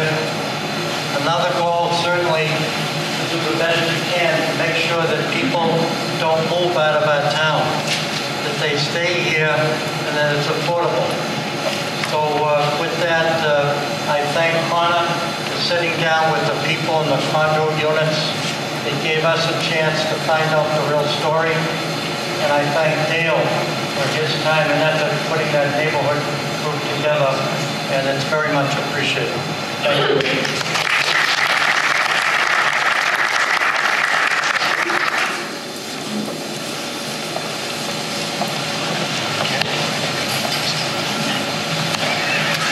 My name is Bill Donahue. I live on Forest Edge Road right outside of the Five Corners Sewer District. And I have a question. So when is the Board of Selectmen going to make a recommendation as far as the allocation of the revenues for right now, so in the DIF master plan, you're proposing to take 50% of the DIF revenue for the town and then allocate 50% potentially for betterment. So there's really nothing really improving the Five Corners district, including the existing traffic problem, which will only get worse with more housing areas. So as much as I appreciate, we're trying to improve the area, which I think we all agree would be beneficial to the town, we're also making the problem potentially worse because traffic is so horrible, as we all know, and we're going to potentially be adding the cluster housing at Boundary, and we understand there's another potential housing district as well. What is the town doing with addressing the traffic problem and widening the roads, and what is the timetable set as well? So, it's a good question, and that's one of the benefits of this DIF district. So when we say 50%, we have a finite estimate of what that will be, and we're going to, because of timing, borrow a specific amount of money to support the sewer. Money that could come in addition to that. There are two options. The DIF plan outlines it. The first option to consider is exactly those projects that you've identified, that everyone in this room has identified to us, but we know that we need to address. There's significant traffic. I think most people would like to see a light at Wanacate and Foundry. For those costs, Dave, what is the estimate on that light? The engineering associated with it and the roadway improvements? Yeah, so the roadway project itself for Foundry Street, again, the town has actually put in 2 PWED applications as the predecessor to MassWorks, I believe in 2008, maybe 2011, and they weren't successful, but to try to improve that corridor. It's going to be our next project for transportation that we're going to be putting forward to the state. But that's probably a $5 to $6 million project, that corridor project. It also has two bridges, stone culverts that act as bridges that will be fairly expensive as well. And again, the next logical transportation project for us will be that corridor. And just to give you some context, we're currently working on Depot Street as well as Elm Street and Union Street, 3 distinct TIP projects. The Depot Street project is a $9 million project that's funded now for 2021 through the state, but that took about $1 million of town funds through our Chapter 90, but the funds that we had to earmark to do the design on to progress that project. We've had to spend about $300,000 on the light at Union Street, even to design it, even though it's a state road. And we're doing the same thing on Elm Street. So we need design funds, and this is an excellent opportunity. If there are additional funds in that 50% available, that we can take those and use that for design, so we can leverage state and federal money to actually do the improvements for our roadways. Because these are bigger projects than we can afford. We really can't afford anything over $500,000 to do locally. So we really need that design money to get in that queue for those state and federal monies. So Dave, to be clear, so we locally front the cost for the engineering design of these improvements and see state and federal dollars for construction. But typically, the local government isn't doing that first part. You're edged out by your peers who are doing it, and the state and federal government says we are going to funnel that money to them instead. Yeah, you cannot get programmed on that state and federal tip unless you are a certain design level. And we're at 25% design with Elm Street, and right now it doesn't look like that's going to get funded yet in the 4-year tip program. So there's really a lot of competition. There's only about $10 million region-wide that gets programmed per year. So it's a big project that we have to get that design before we're eligible to get those funds. And growth in excess of the conservative revenue estimate here could fund things like design for those projects to help us get that in the pipeline and finally start working on it. That's right. So one other question. So as I understand it, there's obviously one project under consideration, and I've seen other reports on other projects as well. What happens to the town if one or both of those projects, for whatever reason, either economically or environmental issues, do not end up getting built? What happens to the town's financial condition? You asking what happens if any of these assumptions don't bear out? Right, like the boundary document, that doesn't bear out because environmental issues, as we all know, what is the financial impact? Sure, so there are assumptions of growth in the 5 years after the sewer completion based on expressed interest like the project we're talking about. One of the reasons why, earlier we were talking about because of the size of the sewer, perhaps maybe the dish should be 60, 70, 80, 90%. One of the reasons why it's programmed at 50, and with those conservative estimates, is to protect against a situation where the town is borrowing. Obviously, regardless of it, this is a great planning document. Well, the plans don't force market activity. That's also why we make assumptions of zero growth for 25 years after. We know there will be, barring some major economic catastrophe. But we wanted to be conservative about projections that have people expressing interest now, for that exact reason, to be concerned with the town's broader finances, because when we borrow that money, if the diff revenue is coming in more slowly, we still need to pay that bond. So that is a concern, and that is why we've thought about, do you more diff funnel, project more money towards this district because there are such significant infrastructure needs. We believe, as does Des Moines, we did this analysis, that the 50-50 increment is reasonably conservative on that front from town's general borrowing, while still providing the opportunity for a meaningful betterment reduction and possibly other projects. But if one of those projects do not come online, essentially the town would bear the financial cost of that. Correct, out of debt service. That's right. So one last question for tonight. How did the town determine the DIF?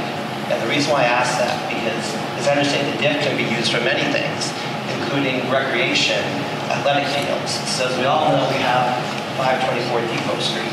Was there any consideration by either you all or the Board of Selectmen as far as potentially making the district wider, recognizing the limitation of the size of it, but potentially making the district wider either now or down the road, so you use some of that funds or to make that property actually useful that the town can actually benefit from, for which many would argue they're not currently. Okay, and I'm sure the talk's going to chime in. So it sounds like you understand that you wouldn't just establish a DIP for, say, 524 Depot Street. If you're part of a district, it needs to be a district that you're investing capital in, expecting that there will be an increase in growth and private investment in that district. That's what it's about. And this district was determined because of the fact that the sewer was going in, and there's a level of anticipated growth for that. We did include in the program some, as one of the projects, things like sidewalks and pathways and trails, but we didn't include other recreational projects because there are other opportunities for raising that money. And again, it was a conservative plan so that the town didn't overextend itself. Okay, but so recognizing that, my question is, recognizing you're not proposing that now, down the road, like you said, is there opportunity to expand the DIF footprint beyond what you're proposing to initially? Because again, my concern is that if you ask my priorities, I don't really understand how people can expect to be walking in the Five Corners district, because that's probably one of the most dangerous intersections in town. And rather than having sidewalks and bike paths, why don't we widen the street and advance, and then potentially also devote more time down the road for athletic fields and other recreational facilities. So that's a couple of questions in one. So I'm going to answer the first one. You can modify after completion. I'm reading it as part of that you can expand the district. So that would be something that would propose, something that Board of Selectmen would have to go to town meeting. So any amendment to the DIP still requires town meeting, which is what you I think when you're talking about the road,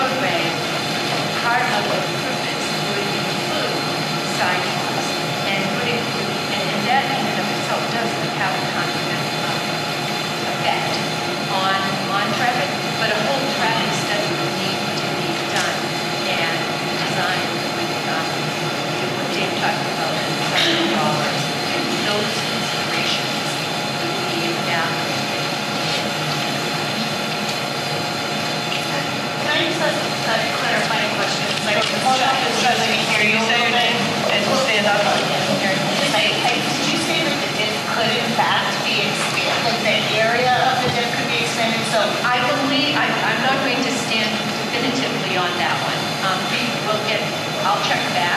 Okay. And we'll verify that. Okay. I know you can amend your DIP program, so I'm assuming you could expand the district, but we want to make sure that you can. Okay, thank you. And what was your name, ma'am? Oh, I'm Roxanne Sanchez. I'm at 13 Gaslight. Thank you. Anyone else?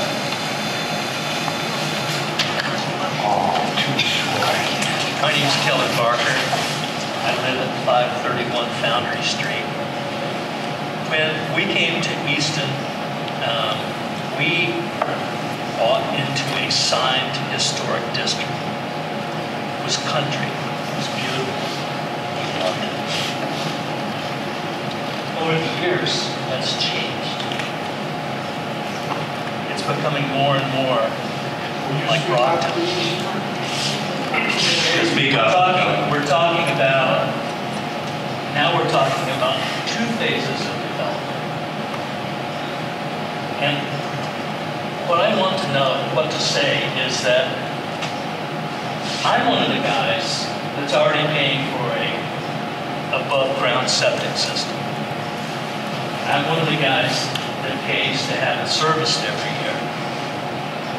Now we're talking about forcing me to pay, I don't know, $40,000 plus another $20,000 more if I have problems, hooking it up, destroying my box, all of the associated things. This is not improving my life. We're talking about a lot of costs, but nobody has talked about the benefit. We're looking at the business owners here that have spent their lives building the businesses they have, and the residents supporting those businesses. You're talking about bringing tremendous traffic into the area where the traffic is already very difficult. You're talking about a second phase that's going to completely tear up the road, widen the sidewalks. How long is that going to go on? 6 years?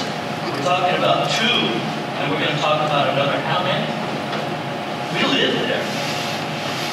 This is not improving our lives. I don't know what everybody thinks this is going to be.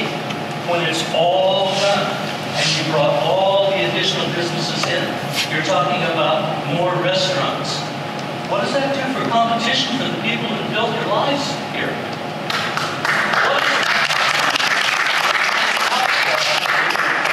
Into a beautiful, quaint, antique, registered sign village that we bought into, that we put our investment into, and now you're giving me a $100,000 tax that is going to do nothing for my life.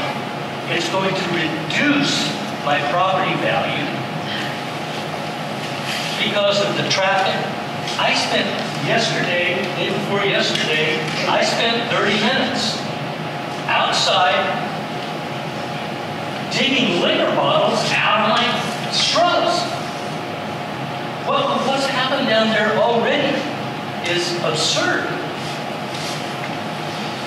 Why doesn't the town go borrow the money and just buy us all out? And then you can put a shopping center in there.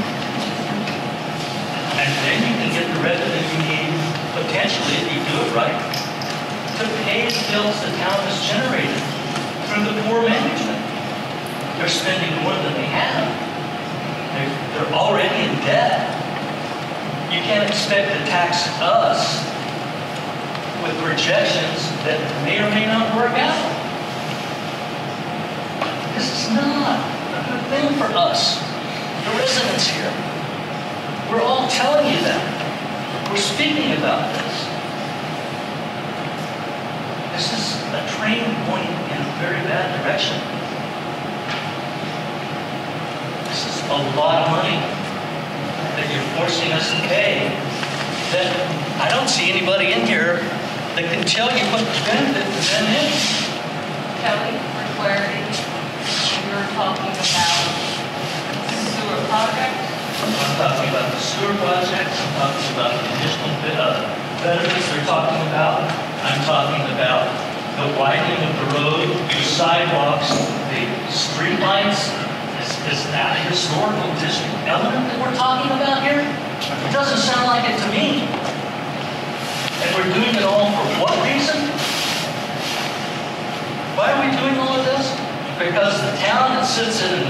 place has spent too much money? That's why we're doing this, for additional tax revenue? I feel like we're going to be going down a long rabbit hole on this. There's been a lot of... I've said enough, but nobody wanted to address the fact of cost versus benefit. We're talking about cost, that's fine. But we've not talked about benefit or lack of benefit to the residents who are being forced to pay for it. Well, I encourage you to come to the town hall and talk with us about it, and let's see if we can do to help answer some of those questions for you. And if I can just respond briefly and sort of direct it to folks in the town more generally, and we're watching on ECAT or those who are not within the district, kind of distilling what Kelly was saying is that for a lot of folks here, they're not seeing, they're bearing the burden without necessarily seeing the benefit. So I hope when folks are making decisions at town meeting and voting and thinking, geez, well, some of this money could otherwise go into the general fund, that they have some understanding and some empathy for the folks within the district.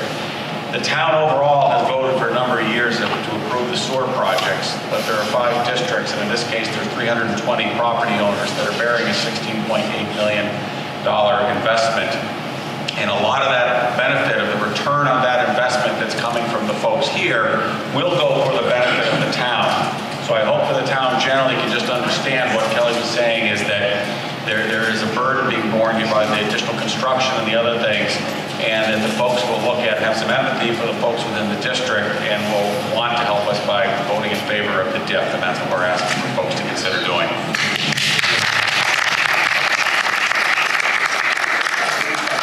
To underscore that, we are paying for what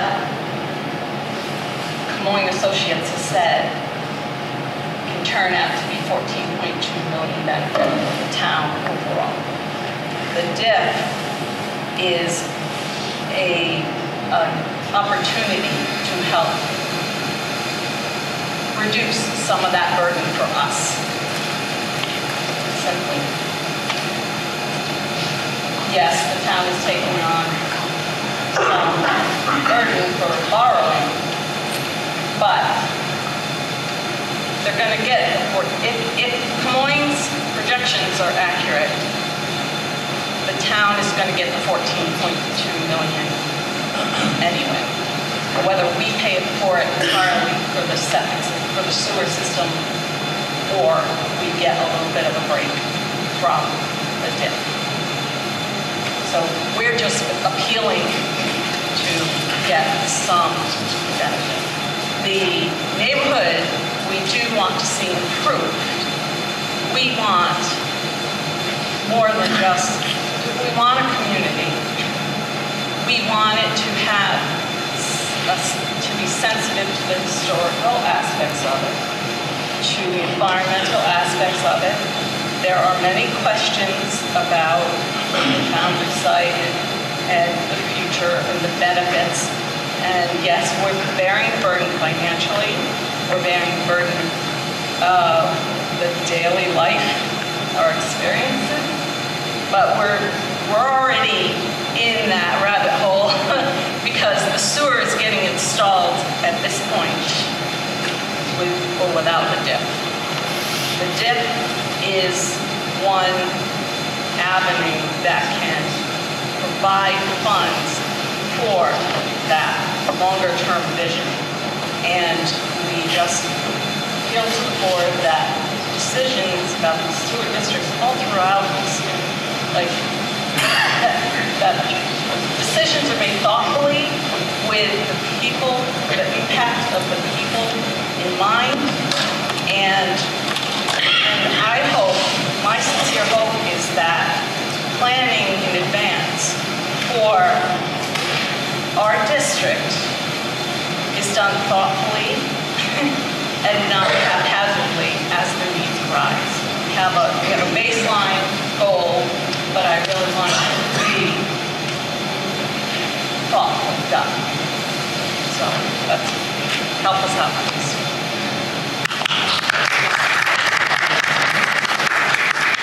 Any other questions? Well, thank you. Sure.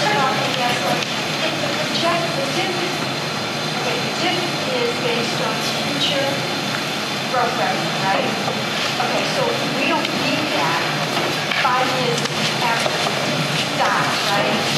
Who has to pay for that? I mean, that's reduced our betterment by like 4 or 5 million. But we don't need the growth revenue. The town on the hook for it, it's going to raise our taxes, get paid, or are we going to have to pay more in betterment? So, it's a good question. Once the betterment is voted, it's final, the selectmen cannot then say, well, the DIP didn't work out, we're voting again and raising the betterment. So once the betterment is voted, that is a locked-in number. The question about, well, what if the revenue from the DIP doesn't pay the entire cost of that borrow? Does that raise your taxes? No, the town, there's a question, a statement about the town's debt. The town's debt per capita is actually much lower than our peers. The town has an ongoing, what's called a debt service budget, because part of prudent management of a town is making sure that you do borrow appropriately to invest in certain capital assets. So the town budgets, and we have an existing budget annually to pay a variety of different debts. And so if that revenue does not come in through that DIP right away, then that payment would have to be paid out of the general budgeting that we do for debt.